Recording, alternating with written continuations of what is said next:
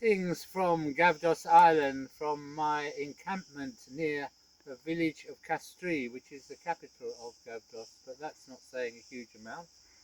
We're going to take Paddy for a bit of a walk because he likes to join in with us. Come on, Paddy. And we're going to show you the camp. First of all, there's a kind of a big wood pile here which we can't use because there's not allowed to have fires in the summer for obvious reasons.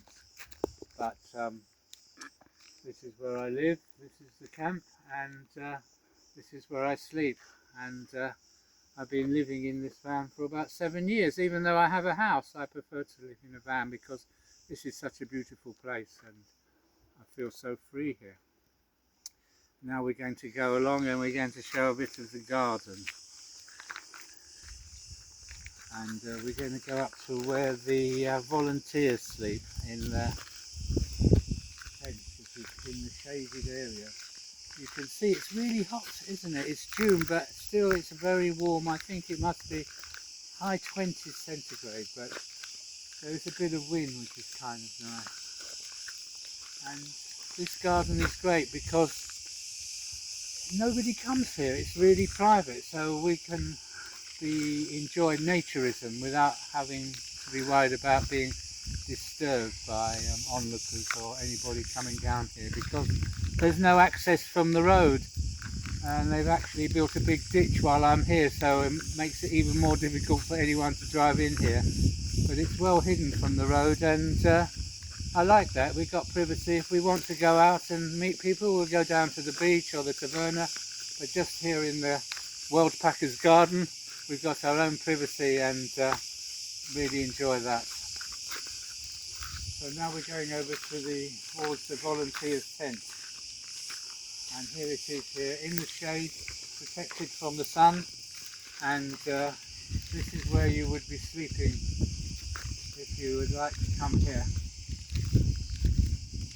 Under this purple sheet here we have the water supply, and there's about 120 bottles of water there, but it's only for drinking. We have other water for washing, well, sort of, which we get from the tap in the village here.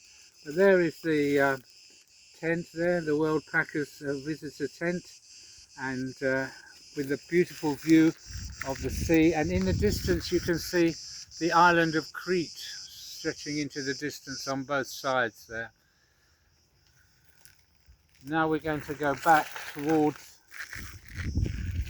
a church, the Church of St. Nikitas, which is in the middle of nowhere, and it's very difficult to get to it, and not many people know it's there, but it's like having our own private church. Not that I'm religious or anything, but I think it adds to the atmosphere because it's a very Greek looking church, the Church of St. Nikitas. And we're going to go down there and we're going to have a look at it. It's amazing that most people's houses here are built very casually and out of stone, and they wouldn't last more than about 10 or 15 years, but this church has been here, when you see it, over 100 years, and it's perfect. And they leave it open because they trust people, and notwithstanding the fact that nobody actually comes here. So here we are passing the van again, and this is my space. I've been here nearly a year, and nobody's come except people that I've invited, of course.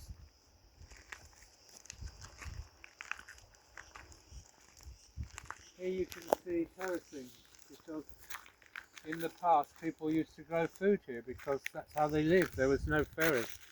So you see the terracing, and then it's flat above, and they used to grow food up there. And look how well it's built. It's probably been there over 100 years. And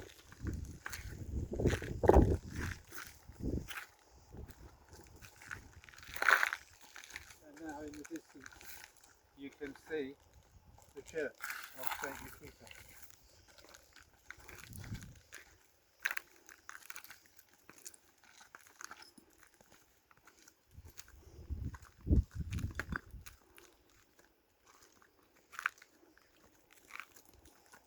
All the churches on Gavdos are all connected by a path, but this one also is connected to other churches. But it's on a dead end. You can't go anywhere because they built a lot of fencing around here to keep the goats out. So people don't seem to come to this church very often because it involves a bit of a circuitous route to get to it. But here we go. These are the church of St. Nikitas.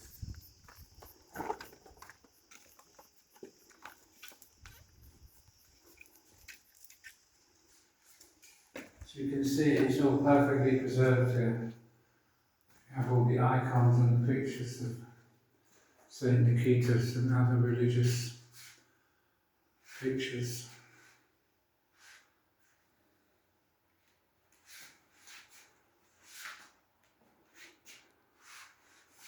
I think it's like I feel like I've got my own church here, even though I'm not religious. It's just nice to have it here. It adds to the atmosphere of being in Greece, because it's a obviously very Greek Orthodox design. And in the past, people used to come here on the feast day of St. Nikitas in November, but nobody came last November. So perhaps this November we'll have our own little celebration of St. Nikitas. Maybe. Trouble is in Gavdos, you don't often know what day of the week it is, never mind the day, because the days aren't so different. So apparently today's Sunday, but you wouldn't actually know it by walking around here.